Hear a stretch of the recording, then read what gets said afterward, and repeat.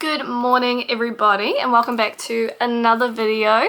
Today we are starting the wrap up of the end of the year, so it's time that we do all of our summaries, all of our reviews, all of our goals. So this is probably the first of a handful of little videos that are just going to be probably reflecting on the year, probably for most of the month. If you are not interested in that kind of content, that's absolutely fine. I do have some new stuff coming in January. I'm also starting the upload of shorts in December, so there will be a little bit more content coming out on my channel rather than just my video once per week. So that's really exciting. Today I am going to be talking about the books I read in 2025. Now this one is going to be a little bit controversial. I'm going to be talking about a certain book that it's school drop-off time apparently, so all the cars are going by. Yeah, I'm going to be talking about some really good books. I'm going to be talking about a really terrible book. Rusty's here. Where have you gone? There you are. Hello. If it's school drop-off time, it also means it's Rusty Scream hour, so if you hear him, case in point, there's nothing I can do about that, so just enjoy him serenading you. Hello! Alright, so if you watched last year's video, or if you know me personally, you know that I typically have a goal to read one book every month. So my goal is 12 books a year. I don't feel like most of the time that's that much to ask. This year I did not meet that goal. In fact, I only got halfway. And my last book I haven't even finished, and that is because I got into a really terrible reading slump. It's also been a very busy year. I have worked significantly more than I usually do. So I'm going to talk a little bit more about why I think I got into that slump later in the video, but we're going to review the first 5 books that I read. We're going to get through those because they were all really good. I was on such a roll, unfortunately. First book this year is a little bit of a throwback. A couple of my books are like this, and it's just because I really wanted to reread them, because I read these in high school and I thought they were great back then, and I wanted to see if they held the test of time, or stood the test of time, I guess is the saying. So the first book is See Ya Simon by David Hill. This book, I gave it a 4 out of 5. It was 132 pages and I read it on my Kindle, so that's what we're doing a little bit different this year, is I'm writing down how many pages each of these books were and what method I used to consume them, because I got a Kindle last Christmas and it changed the game wildly. So yeah, See Ya Simon, David Hill, fantastic book. I still really loved this book. It still made me cry. If you haven't read it, 1000% you should. It's so good. And then at the end, like underneath each of those, I kind of put like a single thought in my notes, because I do write all this down so that I can kind of keep track of it.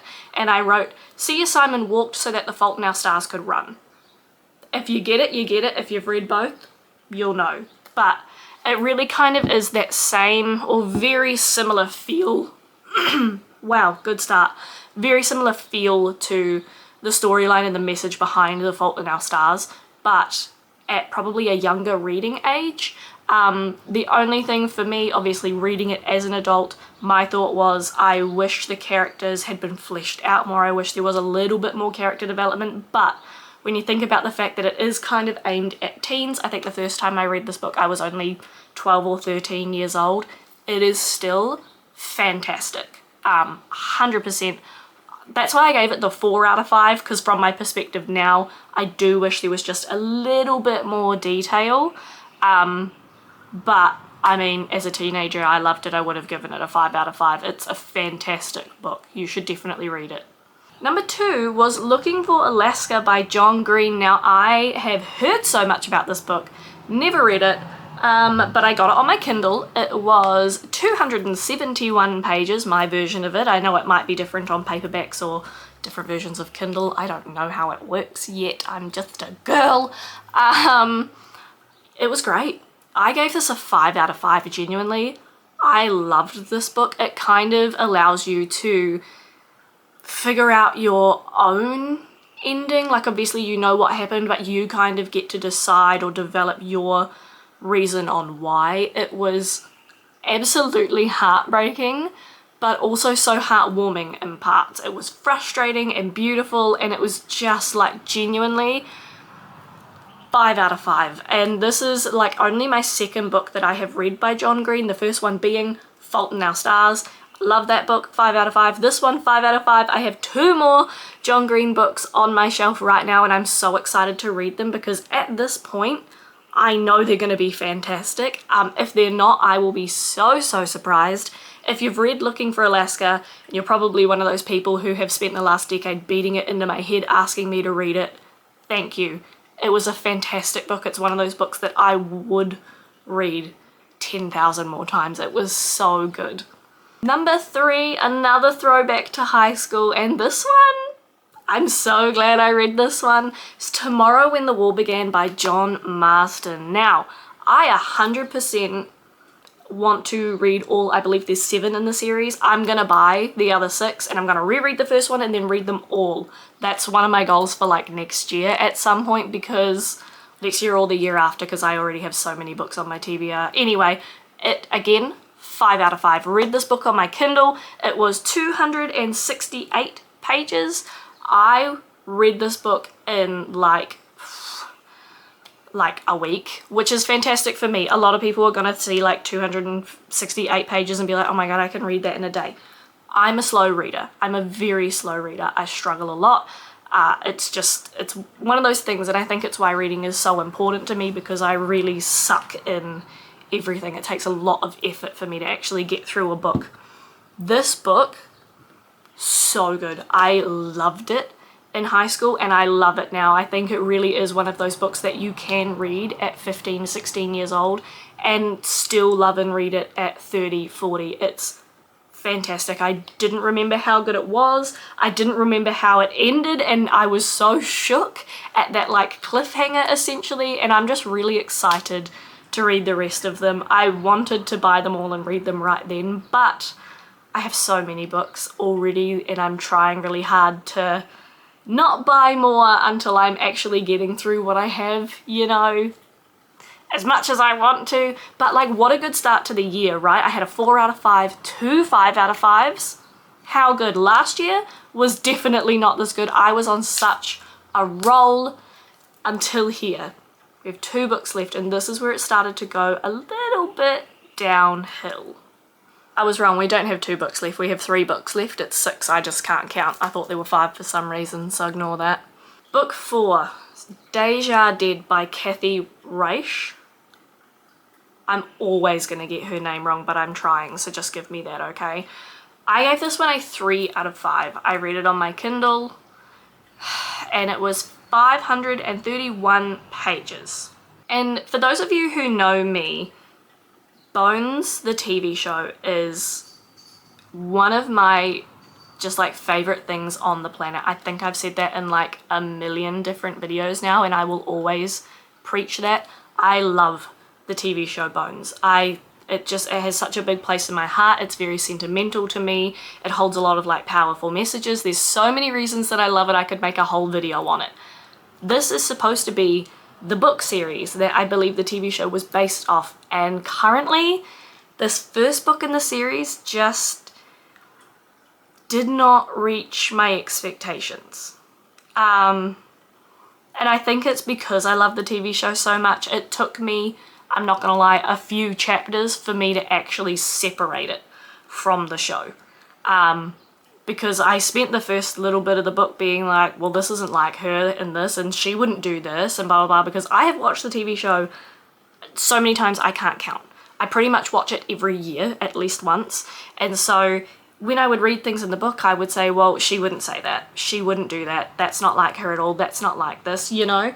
So it did take a few chapters and a little bit for me to go, okay, let's separate it from the TV show. Let's pretend that this has nothing to do with Bones and the character just happens to have the same name, you know?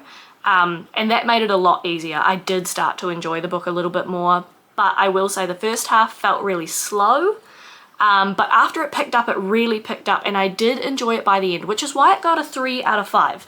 I think the first half wasn't the book's fault. It was a little bit slow by my standards, but other than that, the issue that I had with it was wholly me. It wasn't an issue with the book. Once I got past that, It was actually quite good. The only thing I can say is it's the first time in a book series where like the protagonist's best friend, spoiler alert if you haven't read it, she dies, she gets murdered. And it's the first time in a book series that I have actually gone, thank God you killed the protagonist's best friend, because she was so fucking annoying. Oh my god. When I started reading that section, I was like, oh my god, she's dead. And I didn't feel any sort of like, oh my god, that's so sad, like poor her, poor Temperance. I was just like, thank God I don't have to read about her anymore. She's so annoying. Needless to say, I am going to continue reading this series, probably very, very slowly, because there's a lot of books in it and I already have a lot of books lined up, but I'm going to keep reading it because, like I said, I didn't hate it. It was quite good towards the end and I feel like it can only get better. You know, the TV show had to come from somewhere, so I'm going to keep going. Hopefully I fall in love with the series over the next couple of books. Number 5 was Friends, Lovers and the Big Terrible Thing by Matthew Perry. Now, I read this one on paperback. I actually went out and specifically brought this. It was 250 pages long. It's the only paperback I read this year so far, actually. I'm gonna start one at Christmas time when we fly home, but I probably won't finish that until January, so it will go into next year's reads. That's just how I do things. But anyway, read it on paperback. I rated this a 2 out of 5. Now, hello? I just want to say that I love Friends. I loved Matthew Perry. I think he's a fantastic actor. I have seen so many of his films and it just, I think this is one of those celebrity books that maybe if you do love them as intensely as I loved him, maybe don't read this. And I only say that because reading his book permanently changed the way that I see him, not in a good way. And I know this is why I said the video is going to be a little bit controversial, because it's my view on this book and my view on the next book and the next book in itself that people are going to have an issue with, and that's 100% fine. If we want to chat about it in the comments, I do 100% welcome conversation as long as it is respectful, as long as it is kind, alright? I don't have a problem removing your comments and blocking people. Let's just put that out there right now before I go any further.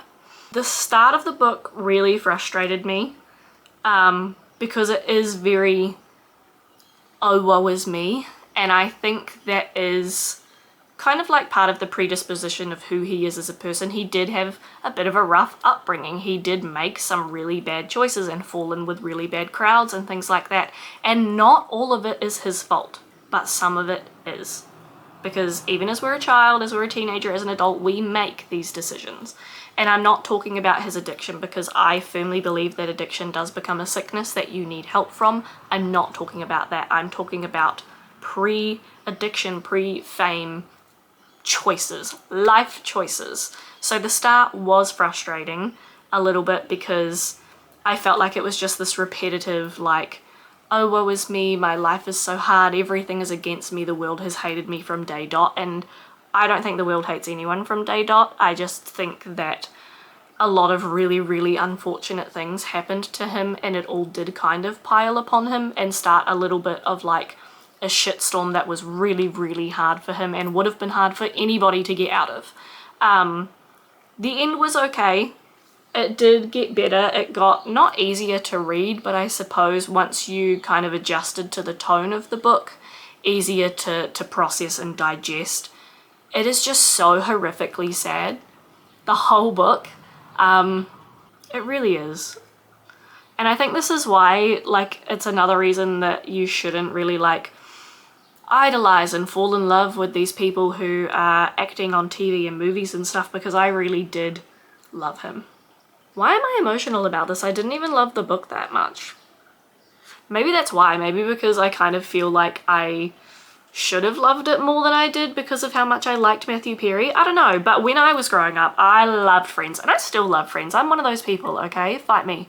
I loved Chandler. I was very much that kind of person. I love to make people laugh. I always have. I very much diffuse situations with comedy and sarcasm. I'm exceedingly sarcastic in my real life. I can't help it, but I do think that is because I know that when I was growing up, I purposefully modeled myself around characters like Chandler, because comedy and sarcasm and awkwardness is how I deal with things. It makes me feel more safe in vulnerable situations. So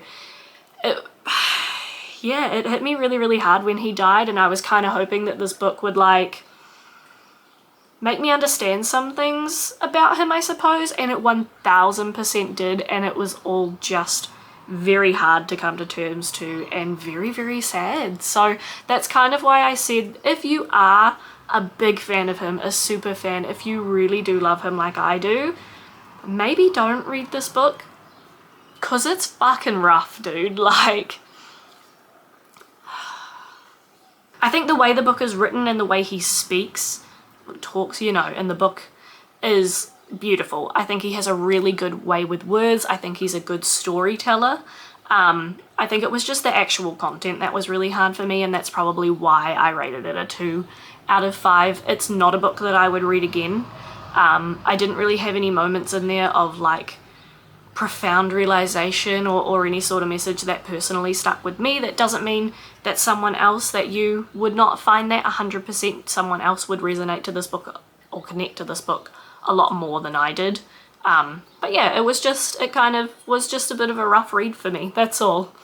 Okay, we're on book number 6, and y'all are probably going to come for me for this one. I actually debated whether I wanted to talk about this at all, but I like to be transparent on my channel. And I don't feel like I should have anything to hide for having a bit of a thirst for knowledge and being a little bit nosy, because I am. So book 6 is Mein Kampf by Adolf Hitler. I have wanted to read this book since I was about 16 years old, because we did a big study on the war in my English class. We watched movies and I watched documentaries, and it started what was, I'm not going to say an obsession, but an interest in the war. We watched The Pianist, which, heartbreaking but exceedingly fantastic movie, by the way.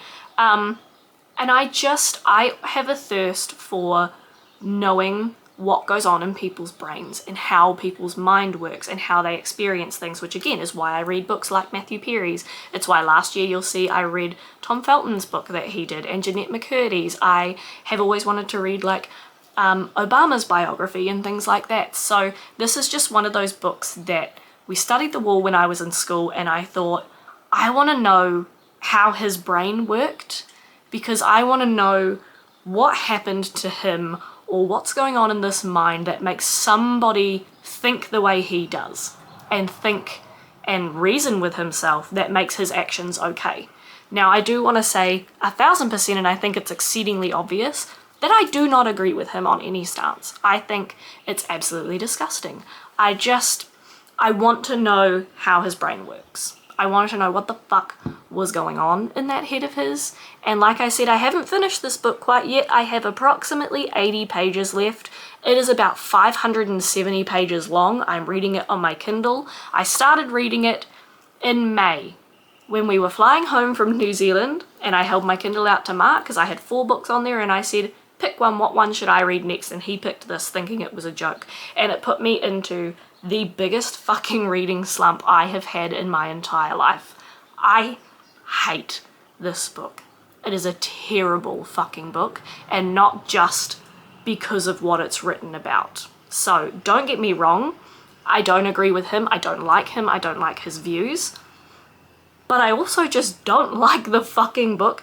It is written so poorly, and I don't know if it's because the version that I've got from Kindle is like, I don't know, maybe it's like a, what would you call it, like a bootleg version, but there's so many spelling mistakes, grammatical errors, there's numbers in the middle of lines, there's, it's been so frustrating to try and read. And he's one of these authors, I think I talked about it in like last year's video, or at least another book that I read and really hated. He's the kind of person who uses big words for the sake of using big words because he thinks it makes him sound smart, and he's the type of author that takes 10 fucking paragraphs or 3 pages to explain a concept that you could have gotten past in about 2 sentences, and I cannot stand books like that.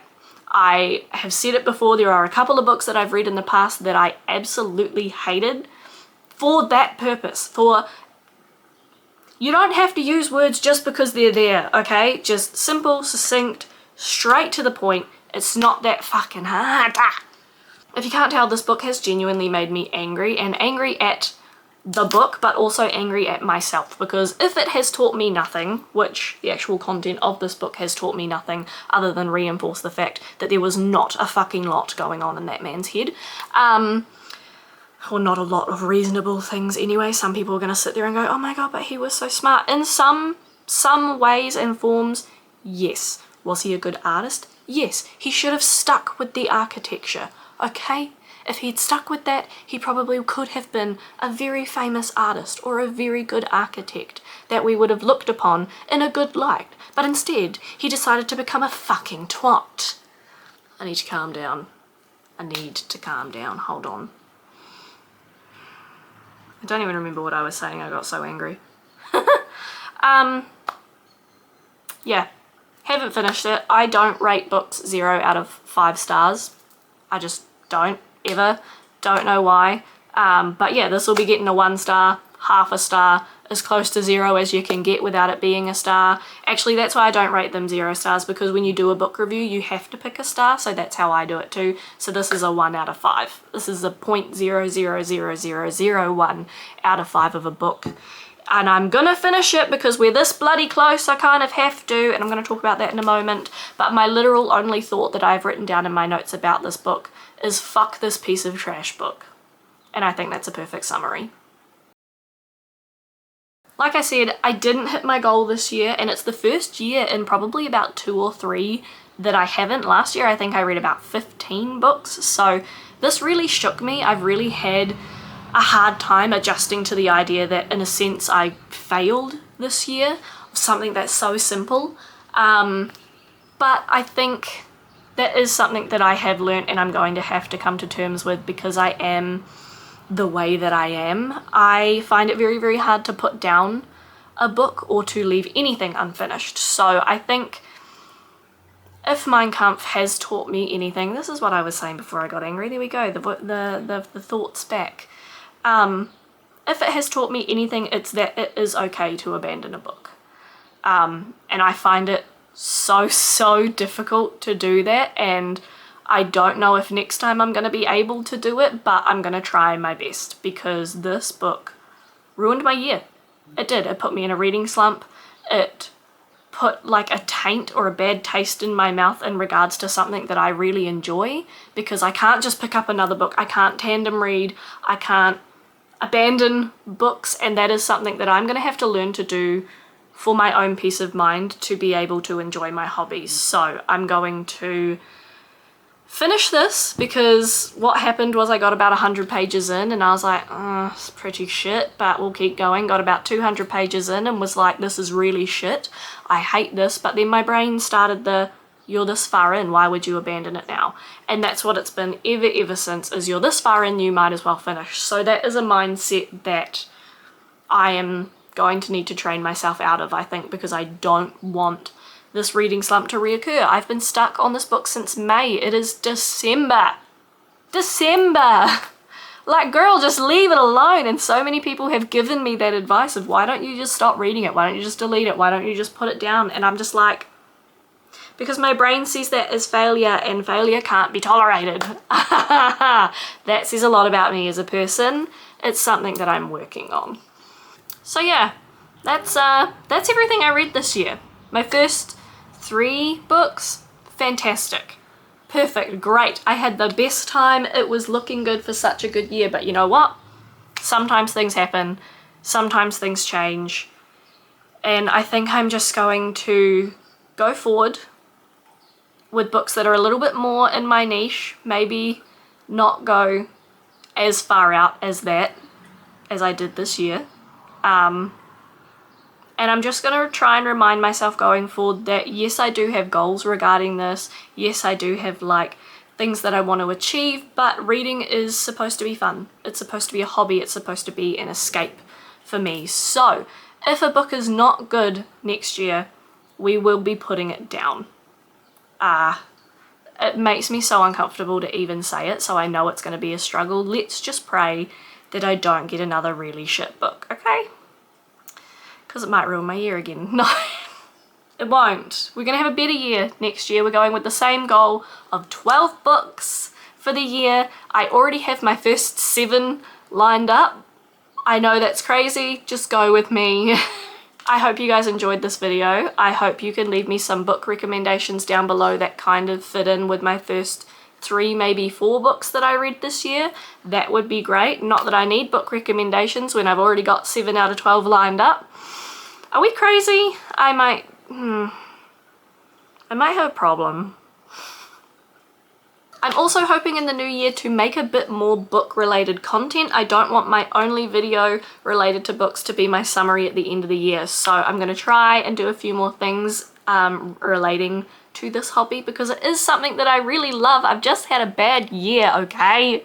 If you guys can give me recommendations on books or book related videos you want to see, that would be great. Please pop a comment down below because that is the only way that I am going to see your recommendations. If you liked this video, please leave me a like. And if you want to see more of my content that is a little bit less chaotic and a little bit less controversial, hopefully, please subscribe. I upload every Sunday at 7 AM Brisbane time and I would love, love, love, love to see you there. Bye.